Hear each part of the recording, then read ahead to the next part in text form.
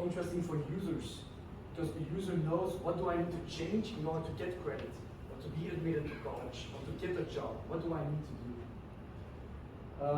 Legal scholars, they argue it complies with the GDPR requirements on this matter. Some algorithms are really fast in generating these kind of explanations. And so counterfactuals can provide this kind of solution to explain a decision that's being made about all of us by these complicated VR models. But, and then here comes the issues surrounding all of that. And so we're creating algorithms to build these counterfactuals. So it's kind of optimization method. What in these 200 words of my document do I need to take out in order to get a different class? And so it's an optimization problem. And so for that you need new optimization algorithms, new explanation algorithms. And so that's really the irony. We're adding yet more algorithms on top of that. And what's even worse, the problem is really ill-defined. I'll show it in a second with an example, but should the explanation be as short as possible? So you want very few features in the explanation. Or should it be that you should not give one explanation, but a whole bunch of them? Give 10 explanations. It's diverse. It should be actionable. And so if I say, well, if you were 20 years older, then you would get credit. You cannot act on that. Feasible, it should be realistic. So if you would be 120 years, then you get credit. Well, that's impossible. And so that's what they call feasible. And there's a whole bunch of requirements. I think there's 50 already. But each paper argues for a new property and then optimizes for that. And it's really hard to find what is now the right property to optimize for. What's even worse, there's so many algorithms to create counterfactuals explanations. So we're really happy that we were apparently the first ones. But this is a paper of 2021. Over 50 appear here. And then a more recent survey had 200 methods to create counterfactual. And the large majority are all just archived papers without code even, without code being made public. And so it's really a mess currently of what are now the good counterfactual generating methods to generate explanations. Yeah? So I'm trying to understand the link between more explanations and counterfactual. So if I understand you well, so in the beginning you talk about black box and white box. So it seems like, to me, it's like white box let's use the linear models in a way to think of it. Seems like black box has more independent variables than white box. Yeah. Is it true? Yeah, definitely. That's one reason why it's black box, because you have so many features, but the other is often you have an nonlinear model. Right. So you expect fewer independent variables could be possibly providing more explanations because you could easily play around with the variables. Yes, exactly. Yeah, and how is so I have a question here, like, how did you pick out the right variables in the white box? But we could leave this for later. Now the question is, how is this white box linked to counterfactual? This is something I still don't know yet. Yeah, the white box in itself, if you have a white box model, like a simple logistic regression with, let's say, 10 variables, then you don't need counterfactuals. You can still use counterfactuals, but the model in itself is explainable. Right. Could you explain counterfactual a little bit more? Yeah, sure.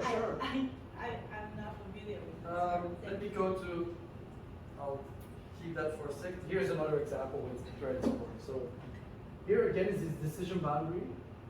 So we have two variables, income and age. Right? Where it's back, and here is this data point, a customer that applies for a loan. And these are decision boundary. Right? So you see it's nonlinear, some complex model that we use. And so it's below the line, so you don't get credit. And that's a decision made by this complicated black box model, right? And now you want to know why? What's a counterfactual? What do I need to change in order to get credit? So how does this customer go above the line? Because if I go above the line, then the class changes. And so one counterfactual is, well, this customer with income 32,000 and age 39. Well, if you would move to, if your income would be 36,000 and you become 44 years old, you move here, then you get credit. So that's the counterfactual explanation. What needs to change in order to get credit? So here will be increase your income by 40,000 and increase your age by 5 years. That's one counterfactual. Another could be, well, you can keep your age, you're not getting any older, but increase your income by 8,000. Then you move here. And so age remains the same, income increases here, and then you're also above the line. Then you also get credit. So that's another counterfactual explanation for the same instance, the same decision. So counterfactual means try to get a decision which is different from the original AI Exactly. decision. Oh. So what needs to change in your data so that the decision changes? In a way, you're creating some synthetic data, basically, right? Yeah. Based on the actual data. Right. So I don't know if you can think of it as like a feature selection process too, or you have a set of like counterfactual information. Counterfactuals are simply a set of features that you have in your model, basically. Yeah, features together with value changes. Okay. Yeah, and that's an optimization problem. So which set of features with, for each feature, a certain change leads to counterfactual. And that's exactly the problem that needs to be solved by some algorithm. And then the question is, should be short, then you would say, well, just give this one, increase your income by 8,000, but it's really hard. Or increase your age to 140, also counterfactual, but totally realistic. Or maybe one that's really close, so it has more features, but less change. And so that's where all the problems come in, what is now the better one. And so these are just based on how realistic is it, how actionable is it, how close, how new is it. And this is just with 2 features. So you can imagine if you have like 20 features, the optimization problem in itself becomes very hard. But also all these kind of properties, they really differ depending on what kind of algorithm or what you optimize for. Okay. All right, great. Yeah. Sorry to jump on. It's not really the other question, but you were talking for so long, and I really want to understand a little more the explainable parts Okay. of the goal of all of this, presumably. Now, explainable could mean at the instance level, in which case I subjectively, as someone who's or as the person looking at this data point, can say, all right, if I change these things, these will change. Yeah. That seems very similar to just saying like, you know, here are 3 coefficients that are high in this regression. Yeah. What makes that explainable? So like, why is this more explainable than the method that you had on the right side where it had those things? What makes the going from being on one part of the boundary to the other so magical? So suppose you get rejected for a job. They say these are the 3 reasons. And you say, well, okay, I'm going to work hard because I don't know Python, because I at the wrong college or something else. I'm going to work real hard for all 3 features to change it. Yeah. You apply again, and then you're still rejected. You get 3 new features. So as a user, you want it to be, actually, you want to have recourse. What do I need to do to change this? So suppose I told you, here are the 3 things in the model that it cares about the most. Actually, this first variable is the thing that it cares most about. You should work most on that, right? So like, this it also has been shown that that's not the case. It's not because it's a high feature importance that because it's not leads to counterfactual. Exactly, it makes a linear approximation, and often it's not correct. And it also depends on how big your score is. So it might be you need way more changes in order to get to the different side, or much less change to get to the different side. right. And so it just explains the score and not the decision. And so that's real. The threshold is where the difference comes. And so the optimization also changes completely. Right, so in many ways, the explainability bits, what you're maximizing with the counterfactual method is really getting to a specific change as opposed to having a more general understanding of what's going on in the problem. Yeah, exactly. And so I'll come back to that. So it's like locally explainable, but not locally explainable. Yeah. And so So I'll go back to that, like misclassifications. That's a decision. You predict to be that class and not that class. Why is this happening? And then you want to know when does it get to the right class, and not just what are the main features. No, when does it get to the right class? That's what you really want to know. Thanks. And so we did a bit of a benchmarking study of the 10 most widely used counterfactual techniques. And based on the kind of data sets we used, let's look at this one. So these are all the techniques for each technique, and we simply look here at coverage. So what percentage of the predictions actually are explained? And you see, none of the techniques get 100% coverage. So this is really worrisome because it means that if a bank would apply this for 10% of the customers, will be sorry, you can't find an explanation for you within this time frame of 10 minutes, which is already quite long.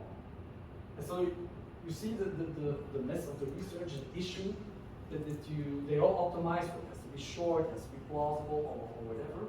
But I feel that in real life application, one of the first things is that you're able to provide an explanation to everyone. So it should have a higher 100% coverage. We didn't just look at that, we also looked at sort of the sparsity, how long is an explanation, how close is it, other distances in closeness, and also how realistic it is. And we want to come to clear guidelines to use this technique, but it was not possible. And so simply for each technique, we say when to use that specific technique, or when does it work well. And this again to show it's really an open research field, because all these techniques work better in some specific application area, depending on both your data, your model, and also the properties that you want from the explanation. And so that's why we said, well, let's try to first go for an algorithm that has 100% coverage. And then once we have this kind of explanation, let's then optimize it further for whatever metric you want to optimize it for. And that's why we came up with the nice algorithm. And it's simply based on the nearest instance. The first thing it does, let's look for the nearest instance in our data set that's on the other boundary, side of the boundary. And so I have my data set, I can simply do a search of similarity and a classification and see, well, this is the nearest. So I say, well, I found one counterfactual. And so if you have access to training sets, this is quite easy and fast to do. And then you can always have some explanation. It might be the data point is only here. It is counterfactual, it's definitely not the best one or a good one because you need a really big change, but at least you have some explanation. And then once you have this explanation, let's suppose it's here, then you can say, let's optimize further for, let's say, closeness, let's go distance. And you say, well, and then that's what the optimization routine is, where you try to get closer and closer to the boundary, but it still has to be counterfactual and probably end up somewhere around here. Or you optimize for sparseness. You say, okay, let's optimize here, okay, we end up here, or we go there, and then we optimize. We get here with just one feature that needs to change. Or whatever metric you want to optimize, you can then optimize for that after you find a counterfactual. And so that works really well, where here you can see the results over our own benchmarking study with two different black box models, and you see the coverage is always 100%. And so this is nice when you don't do any optimization, where you optimize for how close the instance is, the sparseness, the plausibility. And so it always provides some explanation. And we can compare it to some other tools like the What If tool of Google, which also always gives an explanation. But if you then optimize it, it's much faster, it's also much better in these optimization techniques. And so I can talk about that further, but the main thing is mainly computer scientists are working on this. And so computer scientists often, they simply disregard this. And we come from a business setting, so we start with, wait a minute, the really important thing is coverage, and then we optimize for these other metrics. And that's how we came up with NICE. And so what this explanation look like is ill-defined, and it's an open research problem. And it really depends on the application of what you want to use it for. And here are a couple of examples. So the good question, and why do you want counterfactuals and not just explaining the score? Well, it explains decisions. Now, what are the interesting decisions to explain?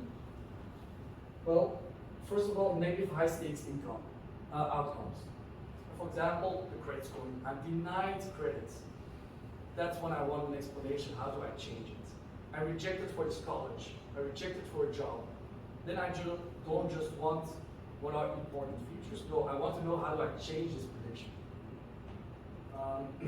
Second are misclassifications. I made a wrong prediction. How do I get to the right prediction? But also thirdly, unfair, like the opening story I had.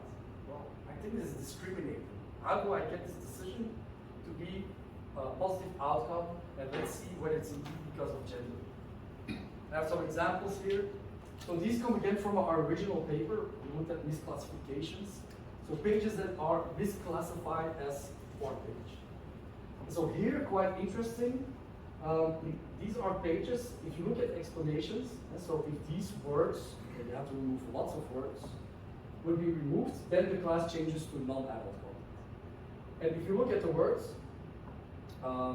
it's clear these were actually adult content pages. So here it shows the label is simply wrong. So the prediction is correct, but the initial label is wrong. And so that's interesting to improve your data quality.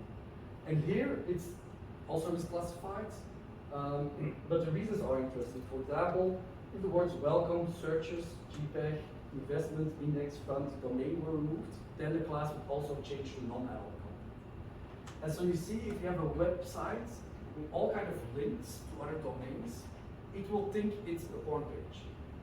And so if you have like a page with all links to investment funds, it will think, yes, it's a porn page. So this shows again how you should update your data set, add more of these kind of websites in your data set with the label non-adult content, and it will get rid of that. So it reveals what kind of bias you've picked up. It's very hard to find this if you just look at the top 10 coefficients in this linear model that had about 20,000 features. These kind of words had a pretty low feature coefficient. And so you would not pick that up. And this really reveals what the issue is. We also work on image data. And so we use this mobile net, this publicly available deep learning model to predict for each image what the class is. And so there's hundreds of classes. And we saw for the class missile, it was very often misclassified as a missile. And we want to know why this happened. So we had many images of, for example, lighthouses misclassified as a missile. Any idea why this picture is classified as a missile? Who has an idea? Yeah, that was my idea as well. It's a shape, right? It looks like a missile. Yeah. If you look at the counterfactual, it indicates to this here. And so it says if you would blur this part, so you don't see it visually very well on the slide, this is blurred. And now this picture with this part blurred, now is predicted correctly as a lighthouse, as a beacon. And so if you look more clearly, it has like these clouds in the shape of an exhaust plume that you typically have on all of these pictures of missiles. So it has learned if there's this cloud in the shape of an exhaust plume, it's a missile. And once again, this is very interesting because then we can say, well, let's just add more images of objects with these kind of clouds in the background to our data set. So the model can pick up when it's really a missile, and it's not just a plume, but also look at other things, other patterns in the data set. And so without any explanation, you would not be able to pick this up. You would not know why this is classified as a missile. And the last thing is about fairness. So fairness, it's another very messy research domain. And so fairness means that the model is not discriminating against sensitive groups. And so suppose you have a recruitment prediction model where you should recruit somebody yes or no based on the words on the resume. And it's possible that women are recruited less than men. For example, Amazon had this, where they built this very complicated prediction model, and it turns out if you had the word women on your resume, it would be scored lower. Why would you have the word women on your resume? Because you say, like, I was the president of the women's soccer team. But similarly, if there's names of all women university colleges in the US, if you had that name on your resume, it would also be downgraded. And so they knew about it and they never put it into practice because it was reviewed. And so that's really discriminating against women in that case. But the whole domain, how do you measure fairness? So one thing is you say, well, you should recruit the same proportion of women as men. That's one of these metrics. But then you say, well, but then you don't look at the properties. So perhaps men are better than women or vice versa. And so you don't look at the actual labor. You say, well, the proportion of highly skilled men and highly skilled women that are recruited should be the same. That's another metric. And there are like dozens of metrics there, and it's mathematically proven that they can conflict. You cannot optimize for all of them at the same time. And so it's a whole other mess, this fairness research. And what it's converting to is, instead of optimizing for some fairness metric, it's let's get transparency in there. Let's see what is the reason why women are not recruited versus men are not recruited. And let's make an open and transparent discussion of what are the main features, and then let's decide whether it's justifiable or not. And so that's where explainable AI comes in again. And so that's where we don't bother about the formula. That's where we came up with the pre-calc, predictive counterfactual. And we say, okay, let's look at everybody who's rejected for a job offer. Let's look at all the women and see what the counterfactuals are there, and what needs to change for the women in order to get the job. Let's do the same for the men. What is the reason why the men didn't get the job? And now let's compare these features. So what features occur more for women than for men that are rejected? And for example, with the Amazon case, it immediately will be revealed, well, the word women occurs way more for women than for men. Or these names of these colleges occur way more for women than for men. And so that would not be revealed if you don't have any explanation. And so it's the same idea that's happening here. You look at the negative decisions, you create counterfactuals, you see which features occur more in the counterfactual explanations of the sensitive group than for the non-sensitive group. And so we ran this on a number of data sets. For example, the adult income data set, where we want to predict if somebody has a high income or not. And it turns out that it's quite an unfair data set, that often it will predict for men to have a high income much more than for women. And so we want to know why is this happening. And so you can say, well, perhaps gender is part of the model. This hardly ever happens anymore. People don't include gender anymore. But if you include gender, well, we can simply look at how often does the counterfactual appear if your gender would have been man instead of woman, then your prediction would change from negative to positive. Well, it turns out that it happens for 13 women that are predicted to have low income. For men, if your gender would have been woman instead of man, then you would change from negative to positive. It happens only once. So that already shows, well, okay, there's some bias against women in our data set. But of course, in most cases, you don't include gender in your predictive model if you want to predict something like this. Right? Same in credit scoring model, you're not including gender in your predictive model. And then we'll look at, as I said before, let's look at the features that occur more with women that are predicted to have a low income than for men. And it turns out that marital status appears much more for women than for men. And so women often get a counterfactual stating if your marital status would have been married to a civilian spouse, your prediction would change from negative to positive. Let's say, wow, why would this occur more for women? Well, here you see the distribution for marital status of men versus women. And you see men much more have this value number 2, which is married to a civilian spouse, than women. And so this basically is just a proxy for gender. And so this reveals the proxy that exists for gender. And then it's up to you to decide, well, is this justifiable or not? Well, in this case, I would say it's not justifiable. It's clearly making discrimination, an unfair decision. because of based on gender. So, yeah. I'm thinking, is this a bias or is this a fact? For Exactly. And so that's the question. That's where we stop. We reveal it, and then it's up to whoever's using the model to have like an open discussion. Is this bias in our data set, or is this really justifiable? Is this a fact? Is this economically justifiable that we include this and that we say this is happening? But if you don't reveal this, you don't know. You just see, well, men are more predicted to have high income than low income. You don't really know why it's happening. there's still no answer.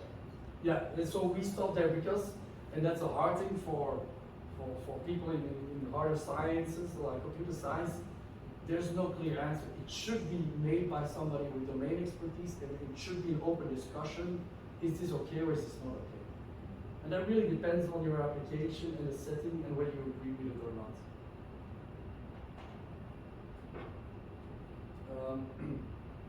I'll come back to this one in a second. To relate to that, here's a data set to predict whether somebody is admitted to a law school, yes or no. And we found that SAT score, so the counterfactual, if your SAT score would have been higher, then your prediction would change from rejected to admitted. And occurs way more for black people versus white people. And then again, if you look at the distribution of SAT score of non-white people, it's the blue distribution versus white people. You see white people on average have a higher SAT score than non-white people. And it's something that we learned is widely discussed in sociology, that the higher white people with higher income have more access to tutoring for SAT scores. They typically have to go to better schools and so on. And so it's not because they're smarter or better students, it's just because of other reasons that white people typically have a better SAT score. And so then there's a decision for a university, is it okay to use SAT score in our predictive model for admissions? And just this year, Columbia University, for example, decided not to use SAT score anymore in their admission process. And so then it's an open discussion. Should you use SAT score or not? Well, it's a standardized test, so you can say, well, use it, it's standardized. Or you can say, well, no, it's because of other reasons that white people perform better than non-white people, and so we decided we're not using it. But whether to use it or not, it's again an open discussion that somebody needs to decide transparently and justify whether it's okay to use it or not. Another data set is predicting whether somebody will re-offend or not a crime. In the sense that attribute is foreigner. And so explicit bias, suppose you really include, is it a local or is it a foreigner? Well, it turns out if you include that, well, of the 28 local persons that are predicted to re-offend a crime, 7 times if you would change that variable, change the data only from being a local to being a foreigner to a local, then they're no longer predicted to re-offend. Clearly discriminatory in that case. But most often you will not include this kind of variable in your predictive model. And here you can see national group occurs way more for foreigners than for local people in the counterfactual. That way we say if your national group would have been Spanish, your prediction would change from negative to positive. Let's look again at the distribution. Well, for Spanish people, for the local people, they all have the value Spanish, and for the foreigners, it has one of these 4 values. You see, this is just a total proxy for whether you're a foreigner or not. And then you can argue, well, we shouldn't include this variable either, because this also is clearly just discriminating against nationality. But then crime type apparently occurs way more for foreigners than for local ones. And then it's again an open discussion. Is it okay to discriminate based on crime type in this setting? And so this kind of counterfactuals and aggregating them really sheds light on what attributes are needed for the sensitive versus the non-sensitive group to change in order to come to a positive outcome. And the idea is that this really jumpstarts a discussion, but open discussion, is this justified? Is this okay what the model is doing? Is this clear discriminatory bias? Is it sample bias? Is it historical discrimination practices in the target variable, or is it just justified and that's fine that it's happening? It's fine that we recruit less foreigners than local ones because of these features, and then there needs to be some justification.